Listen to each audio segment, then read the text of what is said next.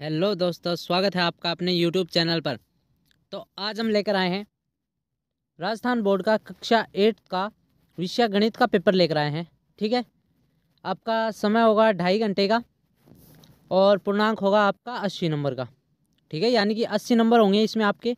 ठीक है, और 20 नंबर आपके स्कूल वालों की तरफ से मिलेंगे। तो ये देखो, ये आपका पेपर है प्रारंभिक शिक्षा पूर्णता प्रमाण पत्र परीक्षा है ये। ठीक है, प्रारंभिक शिक्षा 8वीं क्लास तक को बोलते हैं। ठीक है, उसके प्रमाण पत्र की परीक्षा है ये आपकी।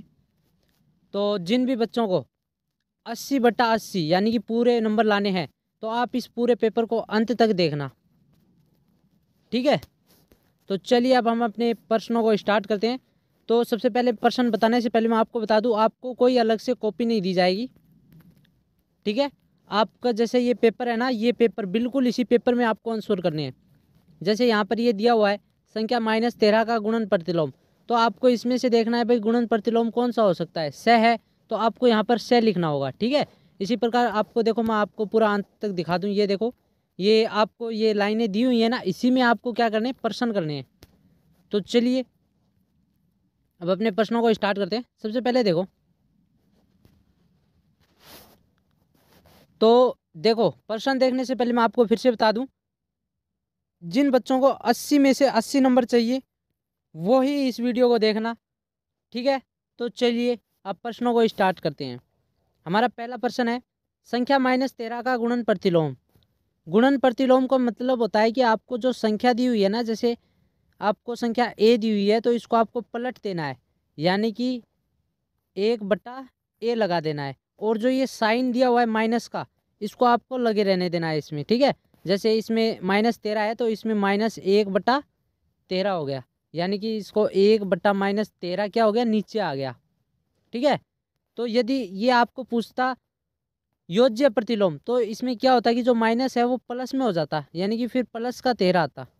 ठीक है, लेकिन इसने गुणन प्रतिलोम पूछा है तो आपको करना कुछ नहीं है, बस आपको जो संख्या है -13 उसको 1 के नीचे लिख देनी है ऐसे। ठीक है, ये लिखना तो नहीं है आपको, सिर्फ ये इसमें ए बे से भरना है, तो इसमें आपको क्या भरना है, से भरना है। इसमें राइट ऑप्शन से हो जाएगा।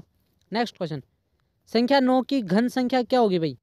9 का घन का मतलब पूछ रहा है 9 की घात 3, यानी कि आपको 9 को 3 बार क्या करना है, आपस में गुणा करना है। आप 9 को 9 से गुणा करोगे तो कितना आएगा, 81 आएगा। फिर 81 को 9 से गुणा करोगे तो कितना आएगा, 729 आएगा। तो इसमें देख लेना 729 कौन से आंसर में है भाई, द में है 729, तो इसमें ये बिल्कुल सही हो जाएगा। तो नेक्स्ट प्रश्न है साधारण ब्याज ज्ञात करने का सही सूत्र। साधारण ब्याज ज्ञात करने का सही सूत्र क्या होगा, मूलधन गुणा दर गुणा समय और फिर बट्टे में 100। ठीक है, तो इसमें देख लेना आप कौन से आंसर में दिया हो भाई, ऑप्शन नंबर ए में दिया हुआ है, बिल्कुल ये राइट हो जाएगा। चलिए नेक्स्ट क्वेश्चन, 5 किलोग्राम शक्कर का मूल्य 240 है रुपये है, तो 1 किलोग्राम शक्कर का मूल्य क्या होगा। यदि मैं आपसे कहूँ कि 1 किलो चीनी का मूल्य मान लीजिए 20 रुपये है, तो 2 किलो चीनी के कितने रुपये हो जाएंगे, 2 किलो चीनी के कितने रुपये हो जाएंगे, आप कहोगे भाई 40 हो जाएंगे। तो अब देखो, लेकिन इसमें उल्टा पूछ रहा है, इसमें ये बता रहा है यदि 2 किलो 40 रुपये में आती है, मतलब चीनी है वो 2 किलो यदि 40 रुपये में आती है, तो 1 किलो कितने की आएगी। आप क्या करोगे, इसमें 40 में 2 का भाग दोगे ना, तो इसी प्रकार बस इसमें करना है। इसमें 240 में 5 का भाग देना है। ठीक है, 240 में आप 5 का भाग दो, 240 में 5 का भाग देने पर कितना आएगा, यहाँ पर देखो कितना आ रहा है, 4।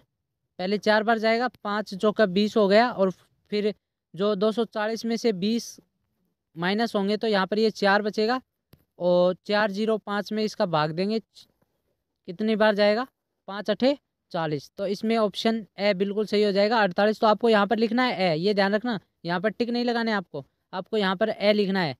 जो ये देखो, ये आपको खाली ब्रैकेट दिए हुए हैं ना, इनके भीतर लिखना है आपको ए। ठीक है, चलिए नेक्स्ट क्वेश्चन,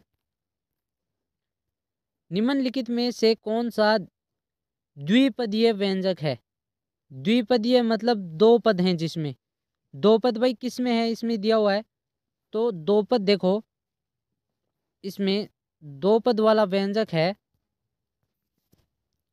जो इसमें होगा द्विपदीय व्यंजक, वो ये हो जाएगा 2x + 3y - 5। तो इसमें हम क्या लगा देंगे, से, यानी कि यहाँ पर हम क्या लिखेंगे, से लिखेंगे। ठीक है, चलिए नेक्स्ट क्वेश्चन। चतुर्भुज के सभी अंत्यकोणों के मापों का योग होता है। भाई ये चतुर्भुज है, इनके ये अंदर कोण है, इन कोणों का योग कितना होता है, इन कोणों का योग होता है 360 डिग्री। ठीक है, इसने चतुर्भुज पूछा है, चतुर्भुज का मतलब चार भुजाएं, तो चार भुजाएं यहाँ पर है, एक भुजा ये है, एक भुजा ये है, एक भुजा ये है, और एक भुजा ये है, चार भुजाएं हो गई। और इनके भीतर जो कोण होगा वो 360 डिग्री होगा। 360 डिग्री कोण होगा तो हम यहाँ पर क्या लिखेंगे, से लिखेंगे। ठीक है, नेक्स्ट क्वेश्चन। वह सबसे छोटी संख्या ज्ञात कीजिए जिससे संख्या 200 को गुणा करने पर पूर्ण घन प्राप्त हो जाए। यदि आपको कभी भी ऐसा प्रश्न पूछे ना, आगे भी या आने वाले समय में यदि आपको ऐसा प्रश्न पूछे, तो आपको करना कुछ नहीं है। यहाँ पर देखो, गुणा भी पूछ सकता है, प्लस भी पूछ सकता है, भाग भी पूछ सकता है, तो आपको करना कुछ नहीं है। आपको ना 200 का गुणनखंड करना है। 200 का आप गुणनखंड निकालो, तो ये देखो भाई, 200 का गुणनखंड निकालो आप। 2 से गुणा किया कितनी बार, 100 बार। फिर 2 से ये इसमें 100 में भाग दिया, 2 का कितनी आया, 50 आया। फिर 2 का भाग दिया, कितना आया, 25 आया। फिर 5 का भाग दिया तो इसमें कितना आएगा भाई, 5 आ जाएगा। कितना आ जाएगा, 5 आ जाएगा। फिर 5 का भाग दिया, फिर 1। ठीक है, अब देखो 2 के कितने जोड़े बन रहे हैं, 3। 2 के तो 3 पूरे हैं, पर 5 हैं उनके सिर्फ 2 ही हैं। पर घन की क्या बात होती है, घन किसे बोलते हैं हम, घन बोलते हैं जैसे 1⁻³ है, इसे क्या बोलते हैं, घन बोलते हैं। तो इसमें 5 है, वो तो 3 बार नहीं आए, 2 तो 3 बार आ गया, पर 5 है वो 3 बार नहीं आए। तो इसका मतलब हम 200 को किससे गुणा करेंगे, 5 से गुणा करेंगे। तो अब आप 200 को 5 से गुणा करो, कितना आ गया, 1000। अब आप हमें ये बताओ, ये जो घन है, पूर्ण घन बात कर रहा है, तो पूर्ण घन ये कितने का है भाई, 10 की आप घात 3 लगाओ। ठीक है, तो अब देखो 10 की घात 3 करने पर क्या आता है, आपके पास 1000 आता है कि नहीं। कैसे, देखो 10 की घात 3 का क्या मतलब होता है, 10 गुणा 10 गुणा 10। अब आप इनको आपस में गुणा कर दो, आप कितना आएगा, 1000 आएगा। ठीक है, तो ये वाला बिल्कुल सही हो जाएगा। नेक्स्ट क्वेश्चन है, व्यंजक -4q एवं 7pq का गुणनफल होगा। ये गुणनफल की बात कर रहा है। आपको करना कुछ नहीं है, -4q × 7pq। अब आपको ये देखना है, पहले संख्याओं का गुना करना है। संख्याएं कौन सी है भाई, 7 और 4। तो आपको 7 को 4 से गुना करना है, कितना आ जाएगा, 7 चौका 28। चिन्ह यहाँ पर माइनस का है, तो आपको माइनस का चिन्ह लिखना पड़ेगा, -28। फिर यहाँ पर देखो क्यू कितनी बार आ रहा है, 2 बार आ रहा है ना, तो क्यू गुणा क्यू क्या हो जाएगा, क्यू की स्क्वायर हो जाएगी। पी कितनी बार आ रहा है, 1 बार, तो ये हम पी लिख देंगे। तो हमारा जो आंसर हो जाएगा, ये वाला बिल्कुल राइट आंसर हो जाएगा। क्या हो जाएगा, -28 Q² P। ठीक है, ये वाला हमारा बिल्कुल राइट आंसर हो जाएगा। चलिए नेक्स्ट क्वेश्चन। किसी समबाहुभुज के एक बहिष्कोण का मान 45 डिग्री है, तो भुजाओं की संख्या क्या होगी। तो आपको इस सवाल में करना कुछ नहीं है। इस सवाल में देखो क्या होगा, आप एक सूत्र जानते हो क्या, कोण बराबर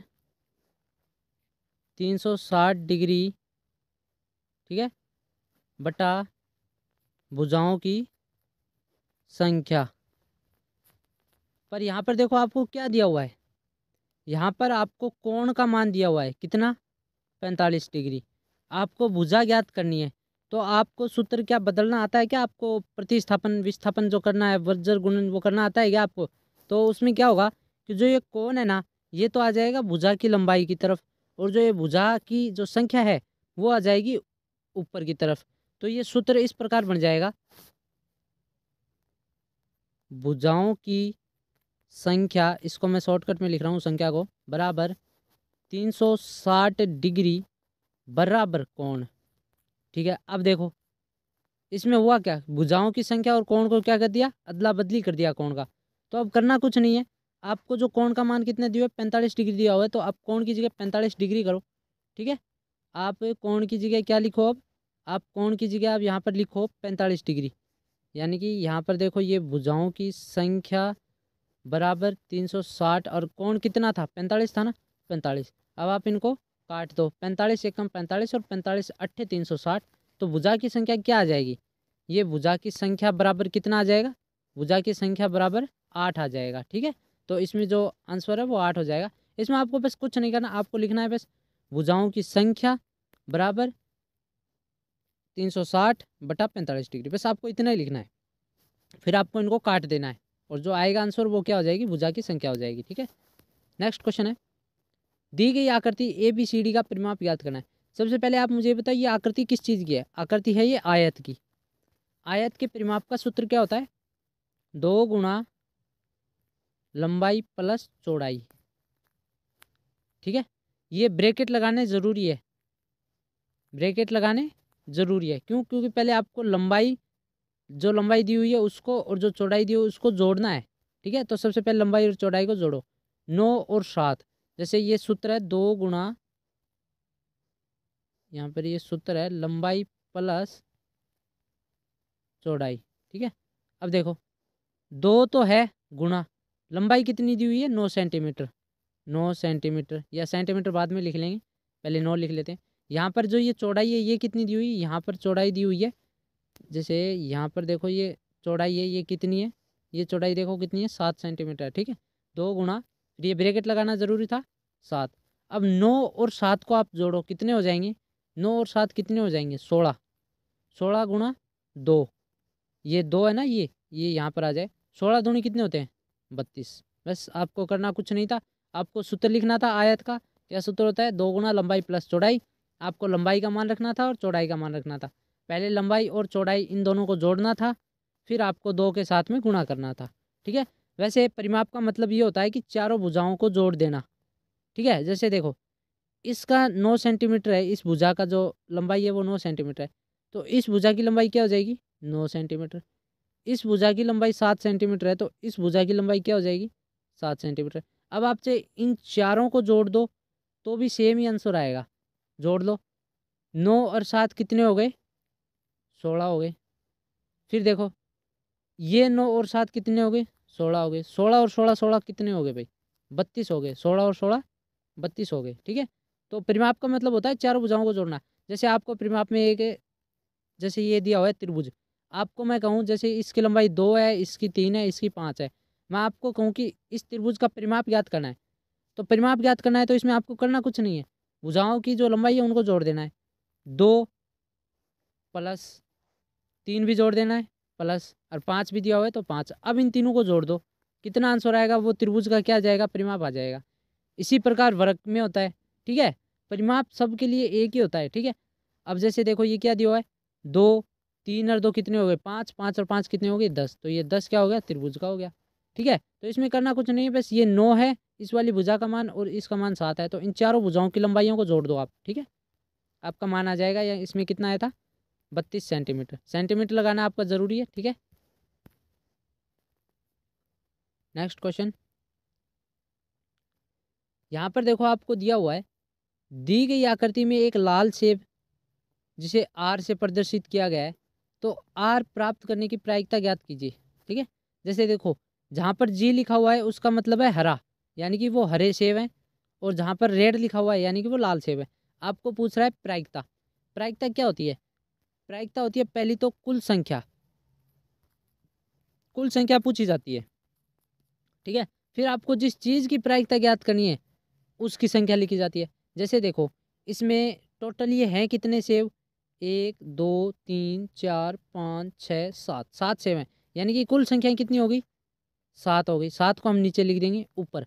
अब देखो हमें जो संख्याएं थी ना यहाँ पर क्या लिखना है, यहाँ पर लिखना है कि लाल सेब की संख्या कितनी है। भाई लाल सेब कौन से होंगे, जो आर से लिखे हुए हैं। आर से कितने लिखे हुए हैं, एक ये लिखा हुआ है, 2 3 4, यानी कि 4 आर से हैं तो 4 यहाँ पर लिख देंगे, यानी लाल की जगह क्या लिख देंगे 4 और 7 यहाँ पर नीचे आ जाएगा। तो यानी कि देखो टोटल सेब है 7, उसमें लाल सेब कितने 4, तो ये 4/7 यही आंसर आएगा। बस इतना ही था, इसमें और कुछ नहीं करना था आपको। देखो नेक्स्ट क्वेश्चन दिया हुआ है, निम्नलिखित कथनों को पढ़कर सत्य या असत्य में उपयुक्त पर अंकित करना है, यानी कि आपको सही का टिक लगाना है। सत्य होगा तो सत्य पर लगाना है, असत्य होगा तो असत्य पर लगाना है। ठीक है, आपको ट्रू फॉल्स टिक लगाना है। देखो इसमें आपको यहाँ पर दिया हुआ है हिंदी में भी और इंग्लिश में भी।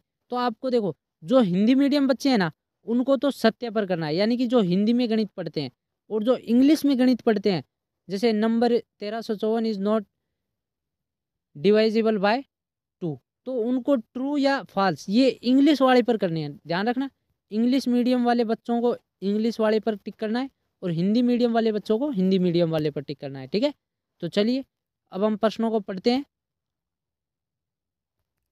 तो चलिए प्रश्नों को स्टार्ट करते हैं। इसमें दिया हुआ है संख्या 1354 2 से विभाज्य नहीं है। भाई ये बात गलत है। मतलब ये क्या है कि 1354 2 से क्या है, विभाज्य है। ठीक है, विभाज्य है। यहाँ पर आपको सवाल उल्टा पूछा है। यदि आपको ये पूछ लेता कि संख्या 1354 2 से विभाज्य है, यदि ये नहीं मान लीजिए ये हटा देता, नहीं है, विभाज्य है, तो आप ये बताओ आप इसमें क्या करते? 2 का इसमें भाग जाता है, बिल्कुल आप सत्य करते। लेकिन इस बार आपको इसने उल्टा पूछ लिया कि इसने आपको नहीं लगा दिया, तो अब क्या लग जाएगा? अब यहाँ पर इसने नहीं लगा दिया तो अब ये असत्य हो जाएगा। अब ये सत्य नहीं होगा, अब ये असत्य हो जाएगा। ठीक है, ये ध्यान रखना।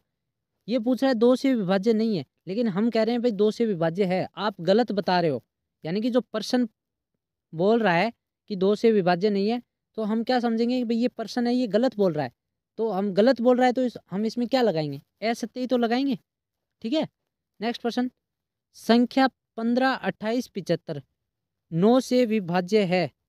तो इसमें देखो आपको ये कह रहा है 9 से विभाज्य है, यानी कि पूर्ण विभाज्य होना चाहिए, ऐसे नहीं कि वो पॉइंटों में कोई मान आए। तो अब आप इसमें बताओ कि भाई ये 9 से विभाज्य होगा कि नहीं होगा, कैसे पता करोगे? देखो आप इन संख्याओं का क्या कर लेना, योग कर लेना। जैसे 1 5 2 प्लस 8 प्लस 7 प्लस 5, इन सब का योग कर लेना।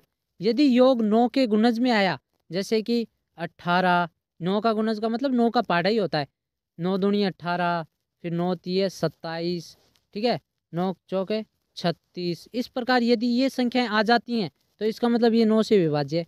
यदि ये संख्याएं नहीं आती है तो इसका मतलब ये 9 से क्या है, विभाज्य नहीं है। आप इनको जोड़ लेना, जैसे 1 और 5 कितने हो गए, 6, 6 और 2 कितने हो गए, 8, 8 और 8 16, 16 और 5 कितने हो गए, 21, 21 और 7 कितने हो गए, 28। तो अब बताओ क्या 28 आ रहा है क्या 9 के पहाड़े में? नहीं आ रहा, तो इसमें ये क्या हो जाएगा, असत्य हो जाएगा। ठीक है, नेक्स्ट प्रश्न, यदि आपको नेक्स्ट प्रश्न पूछ रहा है यदि कोई संख्या 2 तथा 3 से विभाजित है तो वह संख्या 6 से विभाजित होती है। तो भाई कोई संख्या की बात कर रहा है, ये नहीं कह रहा है कि सभी संख्याएं होंगी कि नहीं होंगी। जैसे देख लीजिए, अब कोई संख्या ले लीजिए 12, अब आप ये बताओ इसमें 2 का भाग चला जाएगा, बिल्कुल चला जाएगा, कितनी बार, 6 बार। इसमें 3 का भाग दोगे चला जाएगा, कितनी बार, 4 बार, 3 चौक 12। अब 6 का इसमें भाग दोगे चला जाएगा, बिल्कुल चला जाएगा, कितनी बार, 2 बार। तो इसका मतलब ये बात क्या हो गई, सत्य हो गई। तो ये क्या है, सत्य है।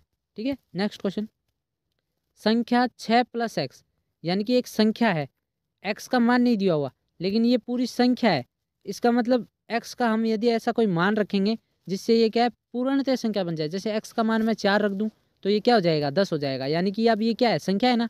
इसी प्रकार इसमें जो एक संख्या है वो नहीं दी हुई है। 9 का गुणज है, यदि एक्स का मान 2 है तो इसमें आपको देखो करना कुछ नहीं है, 9 का गुणज है तो इसका मतलब क्या होगा कि उस संख्या में क्या आना चाहिए, यदि 18 आना चाहिए, 27 भी आना चाहिए, 36 आना चाहिए। 9 के पहाड़े में जो भी संख्या आती है ना वो सभी आनी चाहिए। पर आप देख लो यहाँ पर आप x का मान है ना 2, वो इसमें रख के देखो, 6 प्लस एक्स की जगह 2 रख के देखो कितने आ रहे हैं। ये x का मान हमने क्या रखा, 2 रखा, तो यहाँ पर कितने आ रहे हैं, 8 आ रहे हैं। तो क्या ये 9 का गुणज है? नहीं जी, ये 9 का गुणज नहीं है। इसका मतलब ये बात क्या हो गई, असत्य हो गई। तो हमने क्या क्या टिक लगाए थे, शुरू से देख लेते हैं।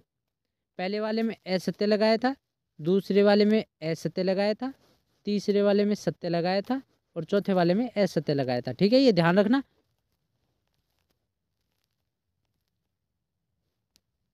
नेक्स्ट प्रश्न की ओर चलते हैं। आपको दिए गए प्रत्येक ठोस के लिए 2 दृश्य दिए गए हैं। ठीक है, प्रत्येक ठोस के संगत ऊपर से दृश्य और पार्श्व दृश्य की पहचान करें। नीचे दिए गए रिक्त स्थान पर ऊपर से दृश्य और पार्श्व दृश्य में से जो उपर्युक्त विकल्प हैं वो लिखने हैं। तो देखो आपको यहाँ पर भाई एक चित्र दिया हो यहाँ पर, ठीक है, इसमें एक चित्र दिया हुआ है, ठीक है, ये इस प्रकार के चित्र दिए हुए थे आपको इस पेपर में, ठीक है। तो इस चित्र को आपको बताना है कि भाई दृश्य 1 और दृश्य 2, ठीक है। ये देखो इसने आपको पूछा क्या था, पहले प्रश्न अच्छे से पढ़ना। एक तो पूछा था ऊपर से दृश्य और दूसरा पूछा था साइड से, पास, मतलब साइड व्यू। ये देखो इंग्लिश में भी लिखा हुआ है साइड व्यू, यानी कि साइड दृश्य है। तो देखो अब यदि आप इसको देखो, ऊपर से देखोगे तो ये किस प्रकार का लगेगा, ऊपर से देखोगे तो इस प्रकार का लगेगा। यदि आप साइड से देखोगे तो ये है, ये हो गया साइड वाला और ये हो गया ऊपर वाला, ठीक है। नेक्स्ट क्वेश्चन देखो, आंसर ये करके आना है आपको, किताब में ये दिए हुए हैं, ठीक है, ये एक दिया हुआ है, इसको आपको बताना है। नेक्स्ट इसको बताओ, ऊपर से देखेंगे तो कैसा दिखेगा भाई, इसको ऊपर से देखेंगे तो कैसा दिखेगा। तो इसको यदि हम ऊपर से देखेंगे तो ऐसा दिखेगा ऊपर से, और यदि आप साइड से देखोगे तो साइड से देखो बिल्कुल, ठीक है, इस प्रकार लगेंगे। साइड से क्या हो गया, ये साइड से हो गया, ठीक है। आपको साइड से ऊपर वाले चित्र बनाने हैं। नेक्स्ट प्रश्न है, इस प्रश्न को आप अच्छे से पढ़ना, गौर से पढ़ना, अच्छा ध्यान लगा कर पढ़ना, इस प्रश्नों को अच्छे से पढ़ना। तो चलो इस प्रश्न को स्टार्ट करते हैं। इस प्रश्न में है क्या ऐसा, आपको जो कंफ्यूज करने वाली चीज़ है वो क्या है इसमें, ठीक है। जिसने अभी तक हमारे चैनल को सब्सक्राइब नहीं किया वो पहले तो हमारे चैनल को सब्सक्राइब कर लीजिए, क्योंकि हम इतनी मेहनत करके आपके लिए वीडियो बना के लाते हैं और एक आप छोटा सा सब्सक्राइब नहीं कर सकते, तो सब्सक्राइब करने में कंजूसी मत करिए। तो चलिए प्रश्न पढ़ते हैं। 400 व्यक्तियों पर किए गए सड़क सर्वे के दौरान जो यातायात नियमों का पालन नहीं करने वालों को वृत्त चित्र में दर्शाया गया है। वृत्त चित्र को पढ़कर नीचे दिए गए प्रश्नों के उत्तर देने। पहले तो आपको मैं एक बात बता दूं, इसमें व्यक्ति हैं 400, पर यहाँ पर जो बांटे गए हैं वो प्रतिशत के आधार पर बांटे गए हैं। इसका मतलब जैसे देखो, यदि मैं आपको पूछूं गति सीमा से अधिक वाहन चलाने वाले जो साधन है वो कितने, आप कहोगे सर 10%। पर ये 10% है किसका, सर 400 का 10%। इसका मतलब 400 का 10% कितना होता है, 40। तो 40 लोग हैं, वो क्या है कि गति, बहुत साधन होते हैं वो बहुत स्पीड से चलाते हैं, यानी कि तेज चलाते हैं। तो इसी प्रश्न में बस यही कंफ्यूजन आपको होगा, यही पूछा गया है इसमें। देखो एक प्रश्न देखना आप, सबसे अधिक भार क्षमता वाले वाहनों को चलाने वाले व्यक्तियों का प्रतिशत ज्ञात करना है। सबसे पहले तो देखो प्रतिशत आपको पूछा है, तो प्रतिशत बताइए सबसे अधिक भार क्षमता, यानी कि जो सबसे ज़्यादा वजन लेकर जाते हैं। जैसे ट्रक नहीं होते हैं क्या, ट्रक, ट्रक में लोड नहीं होता है, यानी कि बहुत वजन होता है उसमें। तो इसमें भाई देखो ओवरलोडिंग किस में है, ओवरलोडिंग किस में है, जैसे ये देखो ये ओवरलोडिंग का खाना है, तो इसमें आपको परसेंटेज नहीं दिया हुआ। यदि आपको इसमें ग्राफ में परसेंटेज दिया हुआ रहता तो आप बता देते हैं। तो इसमें करना क्या है, पहले तो आप देखो परसेंटेज टोटल कितना होता है, 100% होता है। उसमें से आपको माइनस करने हैं, क्या माइनस करने हैं, आपको इतना माइनस करना है, यानी कि 30 भी माइनस करने हैं, 15 भी माइनस करने हैं, 25 भी माइनस करना है और 10 भी माइनस करना है। तो आप माइनस करो। यहाँ पर देखो 30 दिया हुआ है, 30 और 15 कितने हो गए, 45। फिर 45 और 25 दिए हुए हैं, ये कितने हो गए, 45 और 25 कितने हो गए, 70। और फिर ये 10 दिए हुए हैं, 70 और 10 कितने हो गए, 80। यानी कि 100 में से आप 80 घटा दीजिए, कितना बचेगा आपके पास, 20। तो यानी कि जो ओवरलोडिंग वाले वाहन है ये कितने, ये 20% है, ठीक है। तो यहाँ पर क्या आ जाएगा, 20% आ जाएगा। नेक्स्ट क्वेश्चन, हेलमेट नहीं लगाने वाले व्यक्तियों की संख्या गति सीमा से अधिक गति से वाहन चलाने वाले व्यक्तियों की संख्या से कितना अधिक है। तो देखो भाई इसमें आपको करना क्या है, पहले तो ये देखो कि इसमें पूछा क्या है, आपको हेलमेट नहीं लगाने वाले व्यक्ति। तो हेलमेट नहीं लगाने वाले व्यक्ति कितने हैं भाई, 30% व्यक्ति हैं जो हेलमेट नहीं लगाते, ठीक है। फिर ये पूछ रहा है ओवर स्पीड वाले कितने हैं भाई, 10% व्यक्ति है। यदि आपको यही पूछ रहा है कि भाई अंतर पूछ रहा है कितनी अधिक है, ठीक है, कितनी अधिक है, तो आपको करना कुछ नहीं है। सबसे बड़ी संख्या क्या होगी, 30, क्योंकि 30% सबसे बड़ी है। फिर ये क्या हो गया, ओवर स्पीड कितनी हो गई, -10%। यानी कि टोटल कितना हो गया 20%। हुआ कि नहीं? यानी कि 20% क्या है, अधिक है विदाउट हेलमेट वाले। तो अब आप मुझे ये बताओ टोटल संख्या कितनी थी व्यक्तियों की? 400 थी। तो 400 का 20% कितना होता है भाई? 100, 2 जीरो से 2 जीरो कट गया और 20 का 4 से गुणा कर दीजिए, कितना आ जाएगा 80। यानी कि 80 व्यक्ति क्या है, अधिक है। आपको अंतर निकालना था तो आपने पहले निकाल दिया। ठीक है, जिस प्रकार मैंने बताया था। यदि आपको अभी भी समझ में नहीं आया तो आप बैक जाकर वीडियो को अच्छे से समझ लेना। ठीक है, बहुत अच्छे से समझाया गया है। आप थोड़ी सी किताब की सहायता भी ले सकते हो। नेक्स्ट क्वेश्चन, यहाँ पर नेक्स्ट क्वेश्चन दिया हुआ है, एक समांतर चतुर्भुज है ABCD दिया गया है, परिभाषाओं और गुण धर्मों के आधार पर रिक्त स्थानों की पूर्ति करनी है। तो चलिए हम आपको इसमें परिभाषा, रिक्त स्थान सभी बता देते हैं। AD यानी कि जो ये भुजा है AD, ये पूरी भुजा है एक, देखो इसके बराबर में कौन सी भुजा आनी चाहिए? आप क्या जानते हो? आप जानते हो कि भाई समांतर चतुर्भुज में आमने सामने की जो भुजाएं होती है वो क्या होती हैं, बराबर होती है। मतलब C और B क्या हो जाएंगे, बराबर हो जाएंगे। अब आप इसमें देखो B और C किस में दिया हुआ है भाई? B और C ये वाला है, तो आपको B और C लिखना पड़ेगा। यहाँ पर टिक नहीं लगाने हैं। ठीक है, ये ध्यान रखना, आपको BC यहाँ पर लिखना पड़ेगा। ठीक है, तो आपने BC यहाँ पर लिख दिया। चलो ठीक है, ये BC वाला पहला हो गया। नेक्स्ट क्वेश्चन, नेक्स्ट है इसमें कोण DCB। कोण तो D से स्टार्ट करना है आपको, क्योंकि D से स्टार्ट है, फिर आपको ले जाना है C की तरफ, फिर लाना है B की तरफ। यानी कि ये कोण है, इसका मान इन जो दो कोणों में दिया हुआ है वो किसके बराबर होगा? तो पहले आप मुझे ये बताइए भाई, इसमें जो कोण होते हैं वो आमने सामने के कोण बराबर होते हैं ना? ये देखो ये कोण, यहाँ पर देखो ये C है, ये बीच में है, तो ये C है, इसका मतलब इसके सामने वाला कोण A क्या है, बराबर है। तो हमें ऐसी कोई संख्या ढूंढनी है, ऐसा कोई जो अंक है वो ढूंढना है जिसमें A है ना वो बीच में आए। तो इसमें A किस संख्या में बीच में आ रहा है भाई? A में बीच में आ रहा है, यानी कि ये बीच में आ रहा है यहाँ पर। तो ये कौन सी संख्या हो गई? ये हो गई BAD, यानी कि BAD ये जो कोण है वो इस कोण के बराबर है। ठीक है, नेक्स्ट क्वेश्चन, OC दी हुई है आपको। O और C यानी कि ये वाली विकर्ण है, अर्ध विकर्ण है ये। OC दी हुई है, ये किसके बराबर होगी? तो भाई ये OA के बराबर होगी। ठीक है, ध्यान रखना, जैसे मैं आपको कहूँ कि भाई ये एक रेखा है A और B, इसको मैंने बीच में से काटा है, बिल्कुल बीच में से। मान लीजिए पूरी 8 सेंटीमीटर थी, मैंने इसको भी 4 कर दिया, इसको भी 4 कर दिया। तो अब आप मुझे बताओ AO है वो OB के बराबर होगा कि नहीं? क्यों भाई? AO है वो 4 सेंटीमीटर का है, OB है वो भी 4 सेंटीमीटर का है। तो इसमें कौन सा सही हो जाएगा? इसमें सही हो जाएगा OA वाला। OA कौन सा है? इसमें है। अब चलिए आपसे नेक्स्ट क्वेश्चन पूछा है, उससे पहले मैं आपको एक बता दूं। मान लीजिए ये एक रेखा है, इसका ये कोण है, ये कितने डिग्री का होता है? आप वर्त मतलब आपके पास डी होगा, आप डी बोलते हो जिसे, चांदा बोलते हो। वो देखो ऐसे इस प्रकार का चांदा होता है, उसमें जो कोण होते हैं, जैसे यहाँ पर 0 से स्टार्ट होकर फिर ये ऐसे जाते जाते यहाँ पर 90 आ जाता है, फिर यहाँ पर जाते जाते जाते जाते जाते यहाँ पर क्या आ जाता है, 180 डिग्री आ जाता है। ठीक है, तो इसका मतलब ये हुआ कि जो ये कोण का मान है ये कितना है, 180 डिग्री है। ठीक है, अब आप मान लीजिए मैं एक बार के लिए क्या करता हूँ कि इसको हटा देता हूँ, ये रेखाएं हैं ना, इनको हटा दिया मैंने, ये इनको हटा दिया। अब हम करते क्या है, देखो आप मान लीजिए ये 180 डिग्री का है। अब यदि मैं आपसे कहूँ कि मैंने ये 30 डिग्री इधर खींच दिया, यानी कि ये जो कोण है ये 30 डिग्री है, तो जो ये कोण बचा ये कितने का होगा?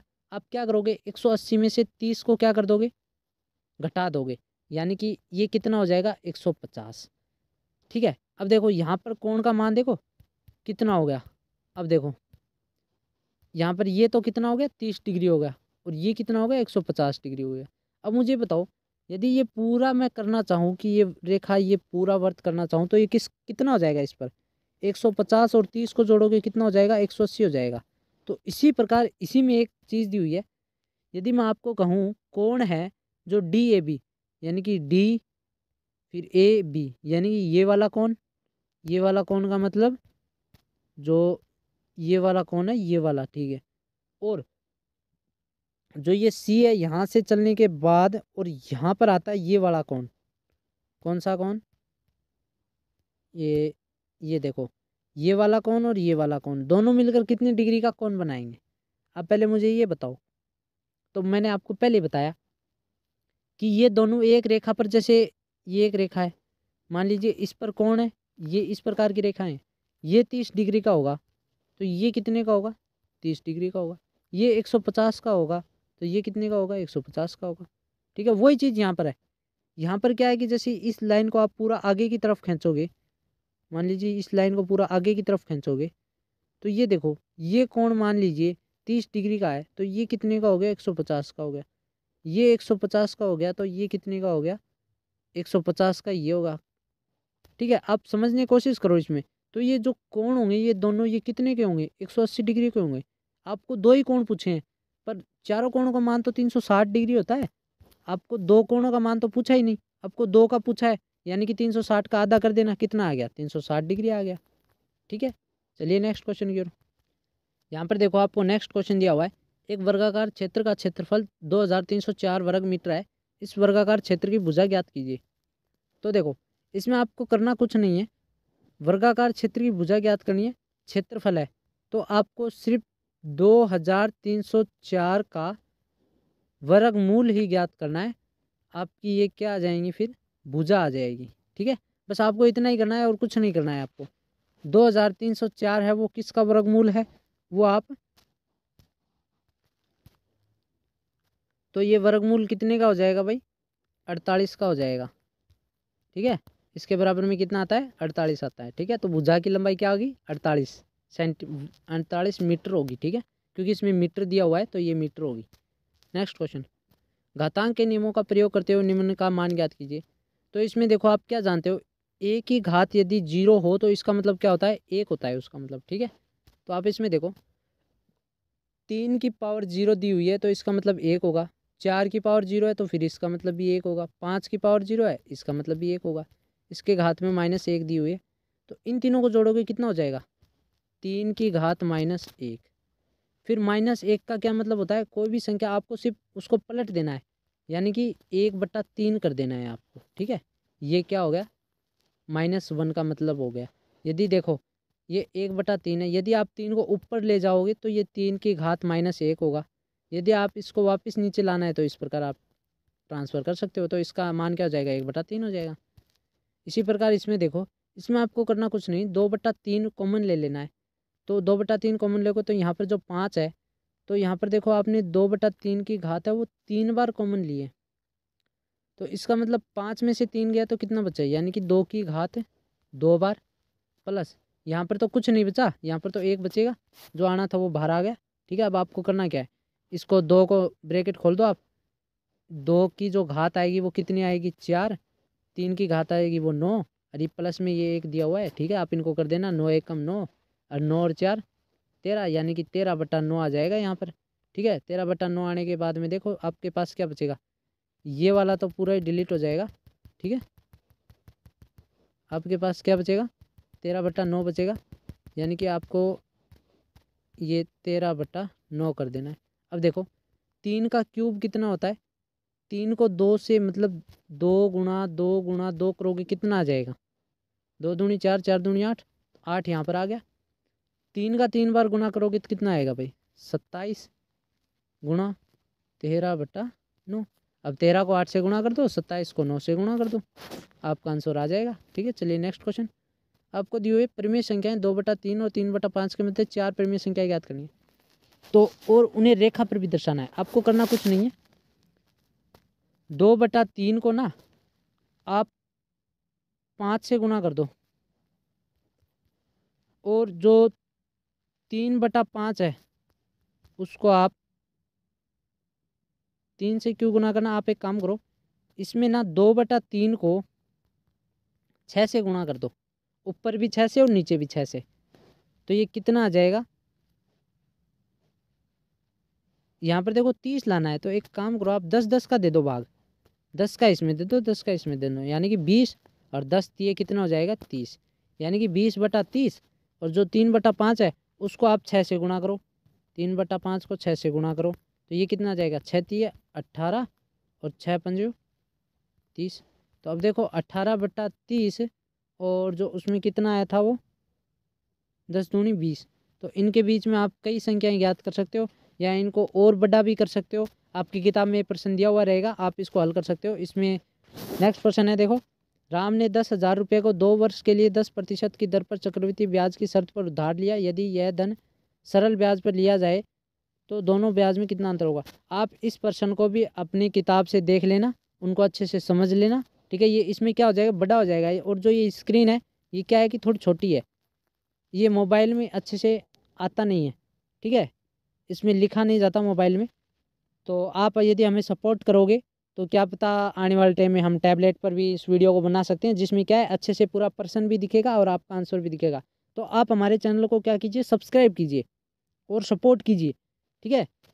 चलिए, इस क्वेश्चन को ये आप पढ़ लेना, ये आपको मैं पढ़ के बता रहा हूँ। इस क्वेश्चन को आपको किताब में ढूंढना है, ठीक है, और उसमें से आपको करना है। ये प्रश्न देख लो, ब्याज वाला प्रश्न है, तो ब्याज वाली किताब में से ढूंढना है, जो प्रश्नावली है ब्याज वाली उसमें से। फिर आपको देखो ये एक प्रश्न और दिया हुआ है, इसको आप लिख लेना कॉपी में, मैं आपको बोल दूंगा। दो संख्याओं का योग 95 है। यदि पहली संख्या दूसरी संख्या से 15 अधिक है तो वे दोनों संख्याओं का मान ज्ञात कीजिए, ठीक है। एक तो ये हो गया।